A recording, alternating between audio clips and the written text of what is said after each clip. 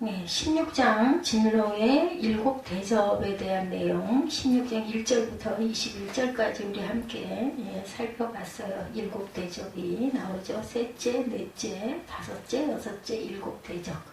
그리고 짐승의 표를 받은 사람들과 그 우상에게 경배하는 자들에 대해서 2절에 또한 말씀하죠. 계시록 13장 14절에서 18절에 기록된 대로 예수 믿는 성도들은 며칠인지 다 죽이는 42달 환란의 때에 주의 이름을 부인하는 자들을 뜻합니다. 짐승의 표를 받은 사람들. 네, 새 더러운 영이 용의 입과 짐승의 입과 거짓 선지자 입에서 나온다. 13절에도 이렇게 얘기하고 있어요. 그들은 모두 귀신의 영에 속한다. 14절이죠. 그들은 귀신의 영이라 이렇게 증거하고 있습니다. 13, 4절 내가 보매 개구리 같은 새 더러운 영, 더러운 용이라고 하니 좋은 영이 아니죠. 용의 입과 짐승의 입과 거짓 선지자 입에서 나왔다. 거짓 선지자. 사람의 형상이고 그럴듯하고 멋져 보이고 그죠? 아주 그런데 사실은 거짓 선지자라. 그들은 귀신의 영이라 이적을 행하여 온 천하 왕들에게 가서 하나님 곧 전능하신 이의 큰 날에 있을 전쟁을 위하여 그들을 모은다. 15절에 보라 내가 도둑같이 오리니 누구든지 깨어 자기 옷을 지켜 벌거벗고 다니지 아니하며 자기 부끄러움을 보이지 아니하는 자는 복이 있도다. 새 영이 히브리어로 아마겟돈이라 하는 곳으로 왕들을 모으더라. 7째 천사가 그 대접을 공중에 쏟음에 큰 음성이 성전에서 보좌로부터 나서 이르되 되었다 하시니 번개와 짐승들과 우레소리가 있고 또 큰 지진이 있어 얼마나 큰지 사람이 땅에서 온 이래로 이같이 큰 지진이 없었더라.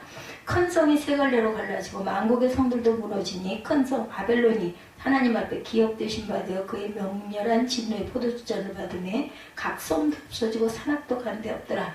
또 무게가 한 달란트나 되는 큰 우박이 하늘로부터 사람들에게 내림에 사람들이 그 우박의 재앙 때문에 하나님을 비방하니 그 재앙이 심히 큼이라라. 하니까 어때요? 16장 보니 말세 조짐이 그죠? 이렇게 세계에 여러 가지 이상 기후 이런 것들로 인해서 천재재변들이 많이 일어난다. 그때가 온다라는 이야기를 하고 있고 이미 징조가 시작이 됐죠.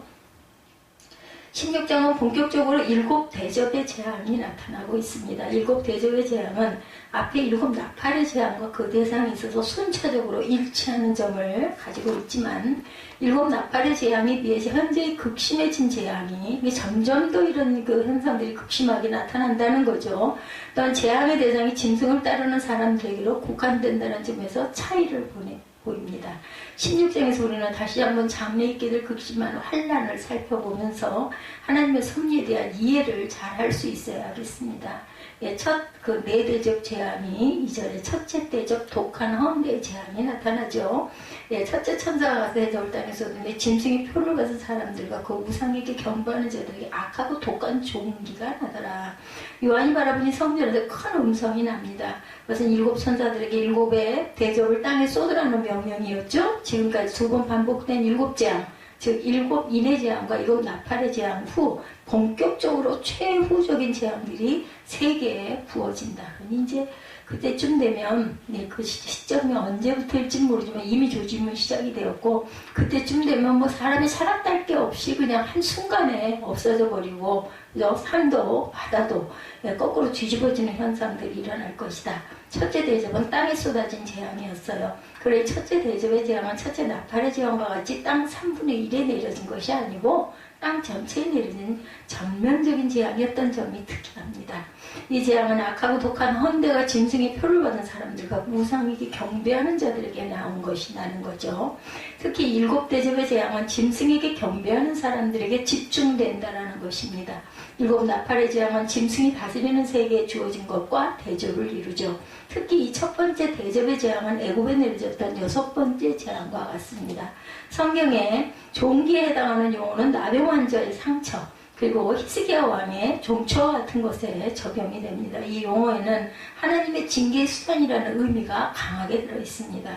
나병환자의 종처 레위기 13장 8절입니다. 제사장만 진찰할지니 그 병이 피부에 퍼졌으면 그를 부정하다 할지니라 이는 나병임이니라. 욥의 헌대가 있습니다. 욥기 2장 7절이죠. 사탄이 이에 야훼 앞에서 물러가서 욥을 쳐서 그의 발바닥에서 정수리까지 종기가 나게 한지라. 히스기야의 왕의 종처가 있죠. 열왕기하 20장 7절입니다. 이사야가 이르되 무화과 반죽을 가져오라 하며 무리가 가져다가 그 상처에 놓으니 나으니라. 둘째 대접이죠. 바다가 피가 되는 재앙이 3절에 소개가 되죠. 둘째 천사가 대접을 바다에 쏟음에 바다가 죽은 자의 피같이 되니 바다 가운데 모든 생물이 죽습니다. 예, 둘째 대접의 태양은 바다에 쏟아 부어져 바다가 죽은 자의 피같이 되는 재앙. 이것은 애굽에 내리는 첫 번째 재앙이나 두 번째 나팔의 재앙과 일치하죠. 예, 그러나 애굽의 재앙은 일시적인 것이었고 둘째 나팔에서는 바다의 생물 3분의 1이 죽었을 뿐이지만 이 둘째 대접 재앙에서는 바다 가운데 있는 생물들이 전멸하는 전면적인 것입니다. 드디어 올 곳이 왔어요. 땅에 이어 바다의 생물들도 종말을 고하게 되죠. 하나님의 인내의 시기는 마감되었고 드디어 종국이 여기 이름이 나왔네. 네, 왔습니다. 둘째 나팔 재앙입니다. 계시록 8장 8, 9절입니다. 둘째 천사가 나팔을 보니 불붙는 큰 산과 같은 것이 바다에 던져짐에 바다의 3분의 1이 피가 됩니다. 그리고 계시록 8장 9절에도 바다 가운데 생명 가진 피조물의 3분의 1이 죽고 배들의 3분의 1이 깨지더라. 배가 깨져요. 애굽을 향한 첫째 재앙입니다. 출애굽기 7장 19절에 야훼께서 모세에게 이르시되 아론에게 명령하기를 내 지팡이를 잡고 내 팔을 애굽의 물들과 그리고 강들과 문화와 목과 모든 수에 내밀라 하라. 그것들이 피가 되리니 애굽 온 땅과 나무 그릇과 돌 그릇 안에 모두 피가 있으리라. 셋째 대접 강과 물근원이 피가 되는 그런 재앙이죠. 4절에 보니 셋째 천사가 대접을 강과 물근원에 쏟으면 피가 되더라. 또 피가 됩니다. 예, 세 번째 대접이 부어지죠. 강과 물근원이 피가 됩니다. 물론 지금은 모든 물이 피로 변화해져서 셋째 나팔의 재앙 때에 물 3분의 1이 수속이 된 것과 달라요. 바다가 피같이 되고 바다의 생물들이 죽은 재앙보다 이 재앙은 살아있는 사람들에게 더욱 치명적인 재앙이 될 것이 분명하다. 갈증은 배고픔보다 더 큰 고통이죠. 예, 이때 물의 재앙을 오게 한 천사가 하는 말이 요한에게 들립니다. 그 말은 다음과 같았죠. 하나님의 심판이 의로우신 이유는 짐승들이 성도들과 선지자들의 피를 흘렸으므로 그들이 피 흘린 자들의 피를 마시게 하는 것이다. 이렇게 심판하시는 하나님은 참으로 공의로운 분이 아닐 수 없다. 셋째 나팔은 물들의 3분의 1이 쑥이 되게 하죠. 예, 계시록 8장 11절에 이 별 이름은 쓴 쑥이라. 물의 3분의 1이 쓴 쑥이 되며 그 물이 쓴 물이 되므로 많은 사람이 죽더라. 바람을 주관하는 천사도 있어요. 계시록 7장 1절에 이 일 후에 내가 네 천사가 땅 네 모퉁이에 선 것을 보니 땅의 사방에 바람을 붙잡아 바람으로 하여금 땅에나 나무에나 바다에나 각종 나무에 불지 못하게 하더라. 바람으로 하여금 땅이나 바다에나 각종 나무에 불지 못하게 하더라. 넷째 대접 태양이 뜨거워져 불타는 재앙이 6절에 그들의 성도들과 선지자들의 피를 흘렸으므로 그들에게 피를 마시게 하신 것이 합당하나이다 하더라. 또 내가 들으니 제단이 말하기를 그러하다 주와 하나님과 전능하신 이시여 심판하시는 것이 참되고 의로우시도다. 8절입니다. 넷째 천사가 그 대접을 해 소돔의 해가 권세를 받아 불로 사람들을 태우니 사람들이 크게 태움에 태워진지라. 이 재앙들을 행하는 권세를 가지신 하나님의 이름을 비방하며 회개하지 아니하고 주께 영광을 돌리지 아니하더라. 예, 이렇게 나타납니다. 넷째 대접의 재앙은 넷째 나팔의 재앙과 같이 태양과 관계된 것. 넷째 나팔은 태양의 3분의 1이 어두워지는 것이었지만 넷째 대접의 재앙에서는 태양이 뜨거워져 불이 나서 사람들을 태우는 것이죠. 예, 8절에 우리가 같이 읽었습니다. 그리고 사람들이 크게 태움에 태워진지라. 재앙들을 행하는 권세를 가지신 하나님의 이름을 비방하고 회개하지 아니하고 주께 영광을 돌리지 않더라. 그리고 이제 다섯째 천사가 대접을 짐승의 왕좌에 쏟으니 그 나라가 곧 어두워지며 사람들이 아파서 자기 혀를 깨물고 아픈 것과 종기로 말미암아 하늘의 하나님을 비방하고 그들의 행위를 회개하지 아니하더라. 12절에 이제 여섯째 천사의 이야기가 나타납니다. 사람들이 태양에 내뿜는 불에 타 죽으면서 그런 재앙들을 행하시는 하나님의 이름을 회방하고 회개치 않고 하나님께 영광을 돌리지 않는다. 강팍한 심령을 가진 죄인들은 재앙을 당하면서도 그 재앙을 내리신 하나님의 존재를 깨닫지 못합니다. 이것이 말로 비극이죠. 하나님의 택한 자들은 하나님이 내리시는 보응의 때 돌이켜 회개함으로 축복을 얻지만 택함받지 못한 자들은 회개하지 않고 더욱 하나님을 원망하다가 영원한 불못에 떨어지죠. 성도들이 해와 열기로 핍박하던 무리들입니다. 계시록 7장 16절에 보면 그들이 다시는 줄이지도 아니하며 목마르지도 아니하고 해나 아무 뜨거운 기운에 상하지도 아니하다. 환난받고 회개해야 합니다. 계시록 11장 13절에 그때 극지진이 나서 성 10분의 1이 무너지고 지진에 죽은 사람이 7천이라. 그 남은 자들이 두려워하여 영광을 하늘의 하나님께 돌리더라. 마지막 세 대접의 재앙입니다. 다섯째 대접, 짐승인 보좌에 내린 재앙이죠. 다섯째 대접이 나타납니다. 10절에 다섯째 천사가 그 대접을 짐승의 왕자에 쏟으니 그 나라가 곧 어두워지며 사람들이 아파서 자기 혀를 깨물고 아픈 것과 종기로 말미암아 하늘의 하나님을 비방하고 그들의 행위를 회개하지 않더라. 이제 여섯째 천사 이야기가 나오죠. 다섯 번째 대접은 짐승의 보좌 즉 적그리스도의 본부에 쏟아진 재앙입니다. 그러지 않고 그 나라가 어두워지고 사람들이 아파서 자기 혀를 깨물고 아픈 것과 종기로 인하여 하늘의 하나님을 배방한다. 결국 그들도 회개하지 않고 그렇게 죽어갑니다. 아파서 혀를 깨물 지경이라도 그들은 회개할 수가 없어요. 짐승의 표를 받고 짐승의 하층이 되어 성도들을 핍박하는 삶을 살았던 그들은 자신들의 근거지에 내린 하나님의 극렬한 진노의 재앙을 보고도 회개할 수 없는 불행한 자들이었습니다. 그들은 근본적으로 사단의 자녀들이었기 때문이죠. 애굽 땅 위에 흑암이 있게 합니다. 출애굽기 10장 21절에 야훼께서 모세에게 이르시되 하늘을 향하여 내 손을 내밀어 애굽 땅에 흑암이 있게 하라. 곧 더듬을 만한 흑암이니라. 이렇게 말합니다. 황충 재앙이 계시록 9장 2, 3절에 그가 무저갱을 여니 그 구멍에서 큰 화덕의 연기 같은 연기가 올라오매 해와 공기가 그 구멍의 연기로 말미암아 어두워지고 또 황충이 연기 가운데로부터 땅 위에 나오매 그들이 땅에 있는 정갈의 권세와 같은 권세를 받았더라. 여섯째 대접 강물이 말라 동방으로부터 원정길이 예비가 됩니다. 12절에 나오나요? 여섯째 천사가 대접을 큰 강 유브라데에 쏟으며 강물이 말라 동방에서 오는 왕들의 길이 예비되었더라. 또 내가 보며 개구리 같은 새 더러운 영이 용의 입과 짐승의 입과 거짓 선지자 입에서 나오니 그들은 귀신의 영이라 이적을 행하여 온 천하왕들에게 가서 하나님과 전능하신 이의 큰 날에 있을 전쟁을 위하여 그들을 모으더라. 그래서 여섯 번째 대접은 큰 강 유브라데에 쏟아지죠. 그리고 그 강이 말라붙었고 그것을 통해 동방에서 오는 왕들의 길이 예비됩니다. 그리고 개구리 같은 새 더러운 영 귀신의 영들이 전쟁을 위하여 세상 임금들과 사람들을 모았어요. 그들은 히브리 음으로 아마겟돈이라는 곳으로 왕들을 모읍니다. 여기서 아마겟돈, 무기토산이라는 뜻입니다. 아마겟돈은 역사상 수많은 전투가 치러졌던 격전장 무기토산이라는 것은 최후의 큰 결전이 벌어질 장소라는 의미로 사용된 용어로 보입니다. 여기에서 큰 전쟁이 예비되어 있고 주님께서는 도둑같이 오실 것이니 누구든지 깨어 자기 옷을 지켜 벌거벗고 다니지 아니하고 자기의 부끄러움을 보이지 말라고 권고하죠. 강물이 마릅니다. 여호수아 3장 13절에 온 땅의 주 여호와의 궤를 맨 제사장들의 발바닥이 요단물을 밟고 멈추면 요단물 곧 위에서부터 흘러내리던 물이 끊어지고 한 곳에 쌓여 서리라. 귀신의 영은 짐승의 이적을 대항하죠. 계시록 13장 13절에 큰 이적을 행하되 심지어 사람들 앞에서 불이 하늘로부터 땅에 내려오게 했다라고 나옵니다. 전능하신 이의 큰 날입니다. 요엘 2장 11절 야훼께서 그의 군대 앞에서 소리를 지르시고 그의 진영은 심히 크고 그의 명령을 행하는 자는 강하니 야훼 날이 크고 심히 두렵도다. 당할 자가 누구이겠느냐.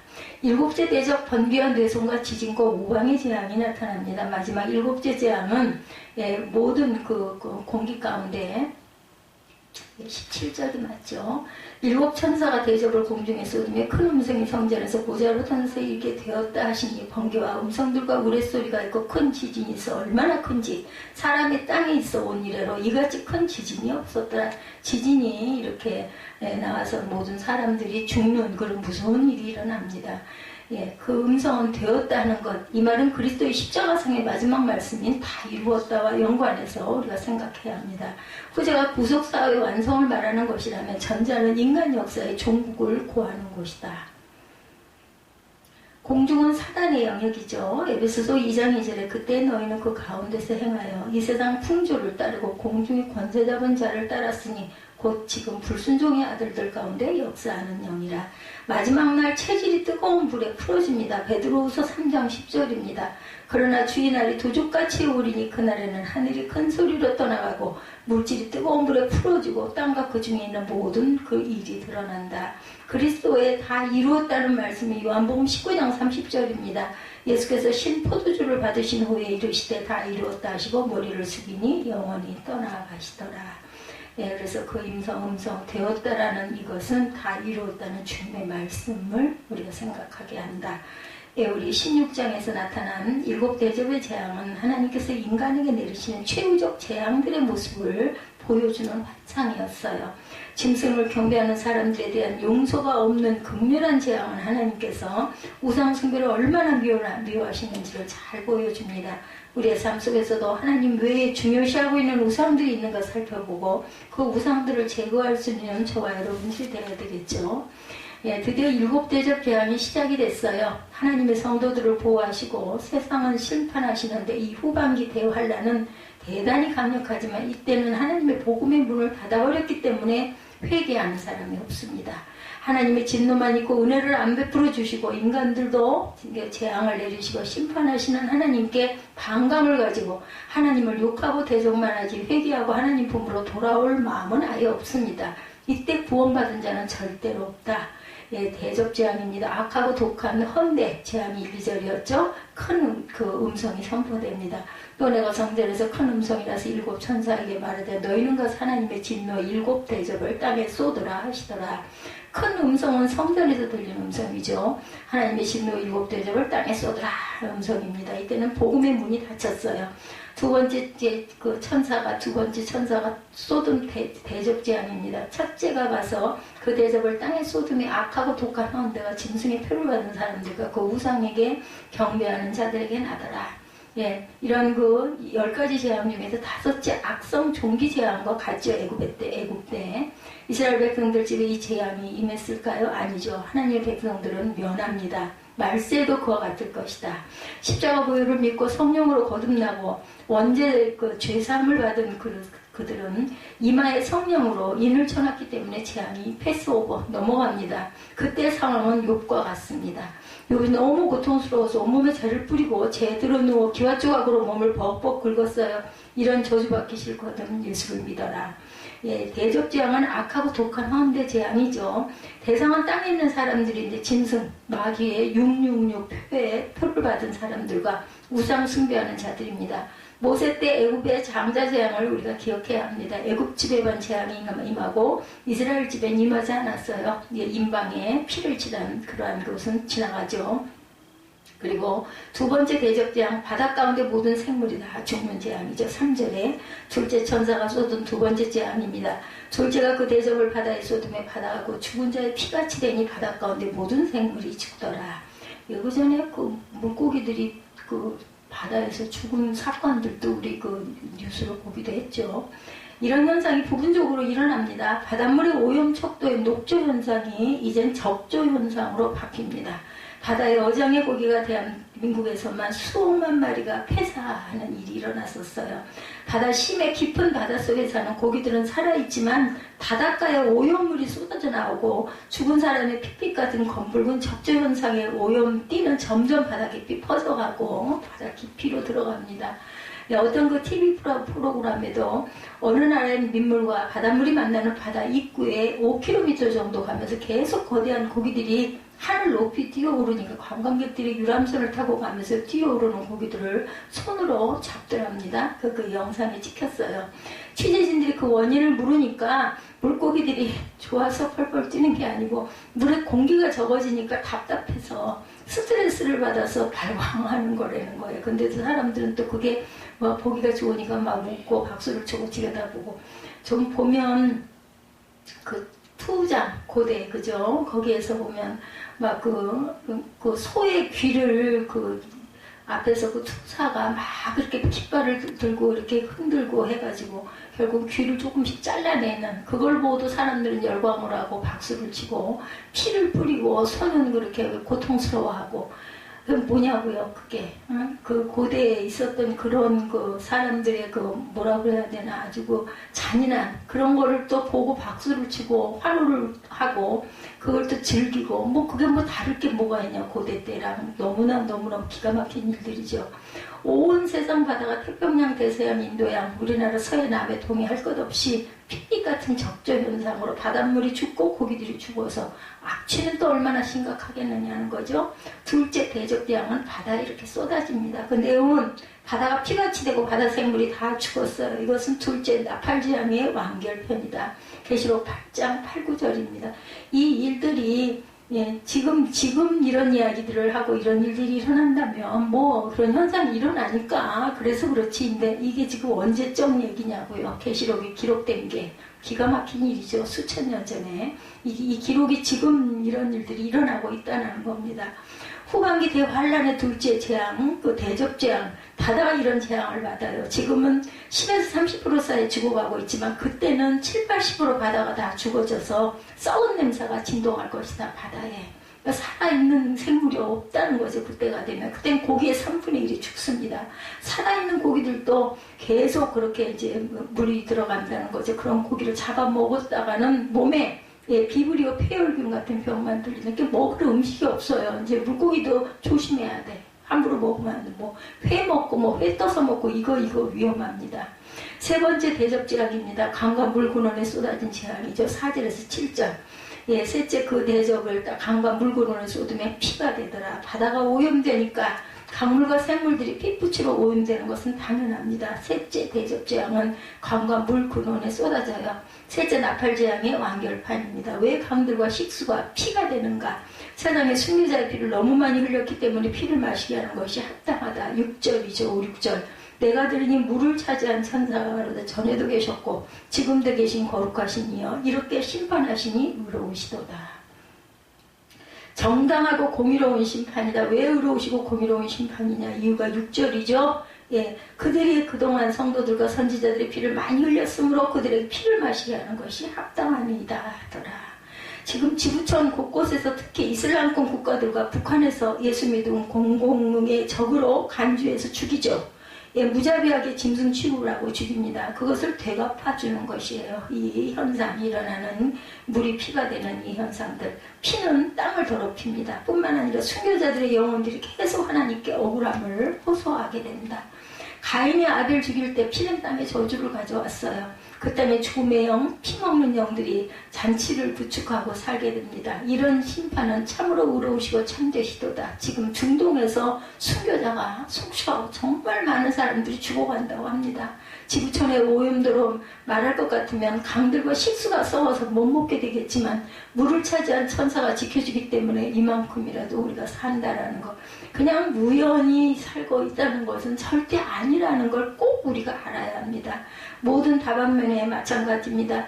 공기를 지키는 천사가 지구촌 공기를 정화하고 있고 바람을 지키는 천사, 바다를 지키는 천사 등 모든 천사들이 사역을 하고 있다.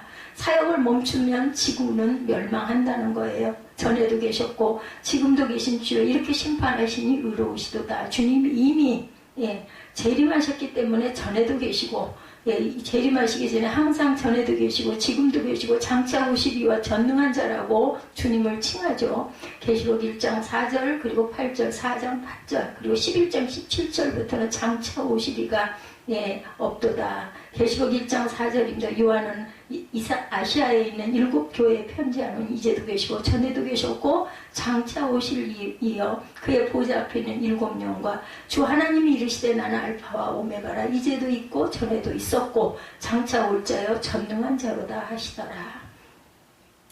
7절에 보면 제단의 화답이 또 나타납니다. 또 내가 들으니 제단이 말하기를 그러하다. 주 하나님은 전능하신 이시며 심판하시는 것이 참되고 의로우시도다. 이렇게 말합니다. 제단이 무슨 말을 해요? 이 일은 계시록 6장 9절, 9절에서 11절에 다섯째 인때실 때 무슨 일이 일어났어요? 순교자들이 속출해서 그들의 영이 제단 아래 있어 같이 읽습니다. 이 일 때문에 그들의 영혼이 천국에 있는 분향단 아래서 기도하고 있으니 그 기도의 응답이죠. 그래 하나님의 심판이 합당하겠죠. 이들이 심판하심을 보면서 말하는 거예요. 예, 원수 맺지 말아야 합니다. 남을 너무 억울하게 하지 말아야 합니다. 부메랑이 돼서 돌아온다라는 걸 우리가 잊지 말아야 되겠다. 그리고 네 번째 대접재앙입니다. 해 쏟아진 재앙이 8, 9절에 나타나죠. 해가 권세를 받아 불같이 뜨거운 재앙이 일어납니다. 넷째가 그 대접을 해 소돔에 해가 권세를 받아 불로 사람들을 태웁니다. 열 권세 하나님의 해와 지구와 약간만 가까워지게 해버리면 아주 정말 살아남을 자가 하나도 없죠. 뿐만 아니라 태양은 가스층으로 되어 있으므로 그 속에서 가스층들이 서로 충돌해버리면 화약고가 기름 붓듯이 태양 열기가 대단히 뜨거워집니다. 집주인 사람들이 열사병으로 쓰러져 죽을 것이다. 9절입니다. 사람들이 크게 태움에 태워진지라 이 재앙들을 행하신 권세를 가지신 하나님의 이름을 비방하며 회개하지 아니하고 주께 영광을 돌리지 아니하더라. 대접재앙 때는 회개를 안 해요. 복음을 전할 필요가 없었는데 이미 끝났어요. 이런 말씀이 이미 성경에 예언되어 있다는 것. 계시록 11장 13절입니다. 그때 큰 지진이 나서 성 10분의 1이 무너지고 지진에 죽은 사람이 7천. 완전 숫자입니다. 네, 그렇게 많다는 뜻으로 천을 더한 숫자. 이런 그 남은 자들이 두려워하여 영광을 하나님께 돌리더라. 이 말씀을 염두에 두고 하신 말씀이죠. 다시 말하면 나팔재앙 때는 아직도 복음의 문을 열어두었기 때문에 안 죽고 살아남은 자들이 하나님을 두려워하며 살아남게 해주신 하나님께 영광을 돌리고 하나님의 품으로 돌아옵니다. 그러나 대접재앙 때는 절대로 회개하지 않는다. 더 강팍해집니다. 완전히 뭐 독이 있는 대로 오르는 거죠. 마음이 폐역하고 완악하여 하나님을 더욱 비방하고 뭐 정말 막 욕하고 달겨들고 그죠? 이거 죽으려고 기쓰는 거죠. 예, 다 죽어라. 사실은 영원히 죽을 수도 없어요. 그때는 거의가 사단의 형상과 악마의 마음과 인격으로 완전히 악만 남은 악바리로 살아갑니다. 예, 회개도 은혜 받아야 회개를 합니다. 그렇죠. 예, 회개하는 거 은혜 받지 않으면 회개 못해요. 하고 싶어도 안 돼요. 창세기 6장 5절에서 8절입니다. 그러나 노아는 야훼께 은혜를 입었더라. 우리 말세가 가까울수록 은혜 입혀달라고 늘 기도해야 합니다. 9절에 재앙받은 자들의 태도입니다. 사람들이 크게 태움에 태워진지라 그 재앙들을 행하는 권세를 가지신 하나님의 이름을 회방하며 회개하여 영광을 주께 돌리지 아니하더라. 재앙받은 자들의 태도는 오히려 하나님의 이름을 회방하고 회개치 않습니다. 복받을 자는 복받을 짓을 하고 망할 자들은 망할 짓을 찾아서 행한다라는 거예요. 말세에 살아가는 우리들은 천국에서 상급받을 짓을 찾아서 열심히 행해야 되겠죠. 다니엘 5장 22, 3절에도 증거합니다. 다섯째 대접재앙입니다. 짐승의 보좌에 쏟아진 재앙 10절에서 11절이죠. 다섯째 나팔재앙의 결산입니다. 다섯째가 그 대접을 짐승의 보좌에 쏟으니 그 나라가 곧 어두워지며 사람들이 아파서 자기 혀를 깨물어요. 적그리스도가 고가 수도에 쏟아집니다. 계시록 9장 2절입니다. 저가 무적행을 연입고 구멍에서 큰 풀무의 연기 같은 연기가 올라오매 해와 공기가 그 구멍의 연기로 인하여 어두워지고 지구촌 중에서 가장 하나님의 이름을 많이 회방하고 사단이 보좌를 둘만한 나라로 귀신 숭배와 우상 숭배를 많이 한 나라에 쏟아집니다. 11절에 행위를 회개치 않고 하나님을 회방하는 무리들입니다.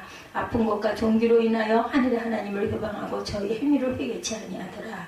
은혜의 때가 아니에요. 진노의 때이기 때문에 사람들의 마음이 더욱 폐역하고 완악해서 하나님을 더욱 비방합니다. 눈을 부릅뜨고 죽어가면서도 지은 죄를 정당화하고 회개치 않고 하나님의 이름을 회방합니다. 그런 게 어딨어. 그러죠? 그리고 죽으면 그뿐이지. 그런 사람은 그뿐으로 끝납니다. 여섯째 대접재앙입니다. 큰 강 유브라데에 쏟아진 재앙 12절에서 16절이죠. 또 여섯째 천사가 그 대접을 큰 강 유브라데에 쏟음에 강물이 말라서 동방에서 오는 왕들의 길이 예비되었더라. 13절에 또 내가 보매 개구리 같은 새 더러운 영이 용의 입과 짐승의 입과 거짓 선지자의 입에서 나오니 그들은 귀신의 영이라 이적을 행하여 온 천하 왕들에 가서 하나님 곧 전능하신 이의 큰 날에 있을 전쟁을 위하여 그들을 모으더라. 날마다 귀신에게 사로잡힌 말만 합니다.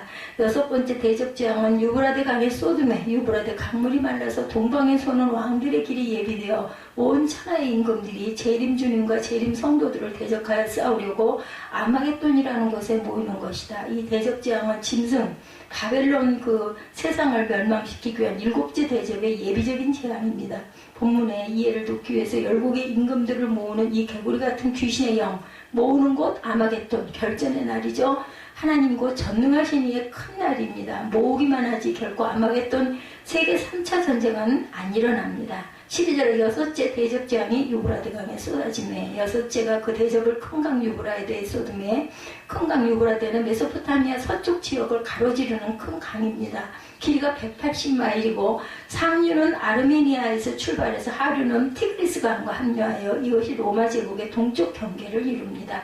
구약 성경에 이 강이 이스라엘의 국경으로 나타나 있어요. 창세기 15장 8절, 신명기 1장 7절, 여호수아 1장 4절, 사무엘하 8장 3절입니다.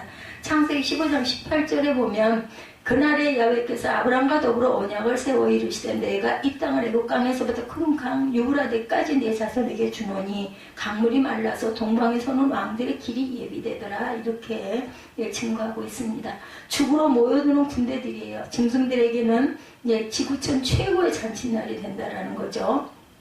13절에 개구리 같은 새 더러운 영, 또 내가 보매 개구리 같은 새 대로 더러운 영이 용의 입과 짐승의 입과 선지자 입에서 나온다. 개구리 같은 새 더러운 영이란 개구리는 헬라어 아카다르타입니다. 불결한이라는 의미로 신약성경의 마귀를 더러운 귀신으로 표현할 때 자주 사용됩니다. 그럼 개구리는 페르시아의 종교인 조로아스터교에서 개구리는 아리만이라고 불려졌는데 부정적으로 평가되어 재앙을 가져오는 자인 동시에 흑암 권세의 대리자로 빛의 사자인 오리무드와 싸우는 존재로 생각해 됩니다. 결국 이 개구리 같은 이 더러운 새 영이 용의 입과 짐승의 입과 거짓 선지자의 입으로 토해놓은 것을 볼 때 세상에 존재하는 모든 악의 영들의 연합체라고 할 수가 있다. 개구리는 징조를 빨리 알아차리죠. 용은 머리를 7개 지닌 사단을 가리킵니다.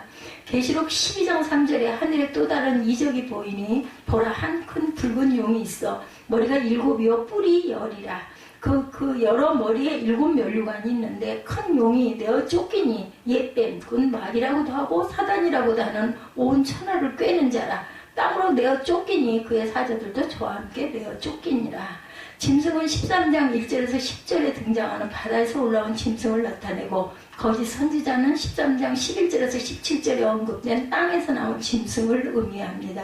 14절에 보면 귀신의 영이 세상 임금들을 유혹하죠. 저희는 귀신의 영이라 이적을 행하여 온천하 임금들에게 가서 하나님 곧 전능하신 이의 큰 날의 전쟁을 위하여 그들을 모으더라. 디모데전서 4장 1절입니다. 미혹해 하는 영이며 결론으로 이 전쟁은 창세전에 세우신 하나님의 세상 멸망의 경륜에 의해 일어나는 전쟁이다. 그날이 전능하신 이의 큰 날이다. 이렇게 말씀하고 있어요. 15절에 깨어있어 자기 흰옷을 지키라고 그러죠. 보라 내가 도적같이 오리니 누구든지 깨어 자기 옷을 지켜 벌거벗고 다니지 아니하며 자기의 부끄러움을 보이지 아니하는 자는 복이 있도다.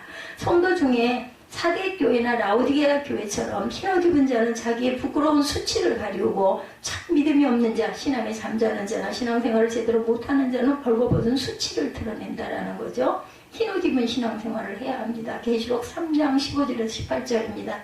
우리는 말세의 신자들로서 자기의 부끄러운 수치를 드러내는 신자가 아니라 주님께 인정받는 성도들이 되어야 되겠죠. 자기의 부끄러움을 보이지 아니하는 자가 복이 있도다. 우리의 더러운 신앙생활로 복 없는 신앙생활을 하지 말고 거룩한 신앙생활, 복 있는 신앙생활을 해야 되겠다. 하나님이 보여주신 나의 아들과 딸의 환상입니다. 16절에 아마겟돈으로 모이는 왕들, 새 영이 히브리 음으로 아마겟돈이라는 곳으로 왕들을 모으더라. 말세에 더러운 개구리 같은 새 영이 이끌려 아마겟돈으로 끌려가지 말아야 되겠죠. 말세 성도는 정신을 차리고 말씀에 굳게 서야 한다. 전쟁 준비만 하지 아직은 전쟁하지 않아요. 결국은 곧 7째 나팔에 예수님이 재림하실 때 예수님이 친히 상대하신다는 거죠. 그래서 마지막 7째 대양, 그 대적 재앙, 공기 가운데 쏟아진 재앙이죠. 17절에서 21절. 공기 가운데 쏟은 7대 그 대적 재앙입니다. 7째 천사가 그 대적을 공기 가운데 쏟으며 큰 음성이 성전에서 보좌로부터 나서 이르되 되었다 하니. 계시록 10장 5절에서 7절에도 되었다. 지금 이 시대는 되었다 시대입니다. 주님 오실 그날도 되었어요. 이 시대이니 우리 신앙도 주님 맞을 준비가 되었다가 되어야 할 것이다. 18절에 전무후무한테 지진재앙이 일어나죠. 그 연쇄적으로 그렇게 계속 덮개를 닫고 함께 이렇게 간다는 거죠. 번개와 음성들과 뇌성이 있고 지진이 있어서 어찌 큰지 사람이 땅에 있어 몸으로 이같이 큰 지진이 없더라. 세상에 새 동감이 동강이 날 정도로, 그 세동강이가 날 정도로 큰 지진이다. 세상 나라 불신국가를 거의 다 무너질 정도로 강력한 강도의 지진이 일어납니다. 지금은 강도가 뭐 5.5, 6, 7, 8 강도만 해도 대단한데 그때는 아마 20에서 30 강도는 나올 것이라는 거죠. 뭐 살아 있을 자가 있겠어요. 19절에 세상 바벨론이 받는 하나님의 진노의 잔입니다. 큰 성이 세 갈래로 갈라지고 만국의 섬들도 무너지니 큰 성 바벨론이 하나님 앞에 기업되신 바 되어 그의 맹렬한 진노의 포도주잔을 받는다. 만국이 무너지는 최후의 지진 재앙, 이것이 하나님의 마지막 진노의 포도주잔이다. 계시록 17장 1절에서 3절입니다. 음행의 포도주에 취했으니 하나님의 진노의 포도주잔을 받는 것이 당연하죠. 이것이 지구인들이 받을 진노와 심판의 상급이라는 것. 20절이죠. 심판으로 없어지는 지구입니다. 각섬도 없어지고 산악도 간데 없더라. 바다 가운데 있는 나라들이 섬들이며 높은 산악도 다 무너져 내립니다. 이것은 영적으로 교만의 산, 높은 산들이 무너지고 세상 권력도 부귀영화도 없어지는 것을 말하기도 합니다. 21절이죠. 우박과 폭탄의 심판, 또 중수가 한 달란트나 되는 큰 우박이 하늘로부터 사람에게 내리매 사람들이 그 박제로 인하여 하나님을 회방하니 그 재앙이 심히 큽니다. 마지막 대적 재앙이에요. 머리덩어리, 바위덩어리만한 우박 재앙입니다. 큰 지진, 큰 우박 재앙. 이 재앙 당하기 전에 속히 믿고 우리가 휴거해야 되겠죠. 이런 지경 가운데서도 하나님을 비방하고 입을 힐쭉거리며 하나님을 욕합니다. 예, 입 돌아가기 전에 비방을 거쳐야 되겠죠. 나의 아내도 이런 진노를 받은 적이 있다. 심판받으면서 하나님을 비방하는 사람들이죠. 그날을 늘 기다리며 내 등불 밝게 켰다네. 주께서 오라 하실 때 내 영혼 들어가겠네. 내 주 예수 배울 때 그 이름 찬송하겠네. 내 주 예수 배울 때 그 이름 찬송하겠네.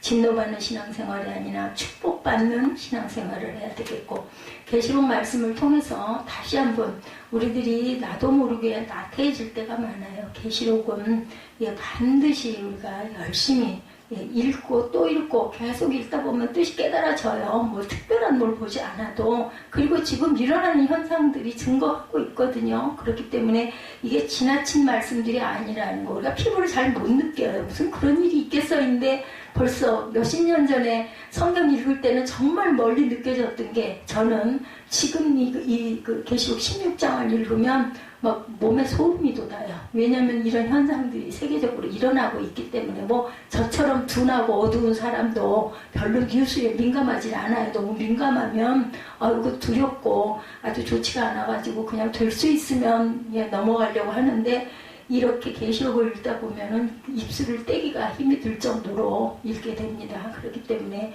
우리가 이런 재앙을 받기 전에 얼른 회개하고 또 내 가까운 주변에 귀한 사랑하는 사람들을 변화시키도록 우리가 열심히 기도해. 할 수 있는 건 기도밖에 없습니다. 사람의 힘으로 할 수 있는 게 없어요. 열심히 기도하고 은혜를 끼치는 저와 여러분들이 되시기를 주님의 이름으로 축복합니다.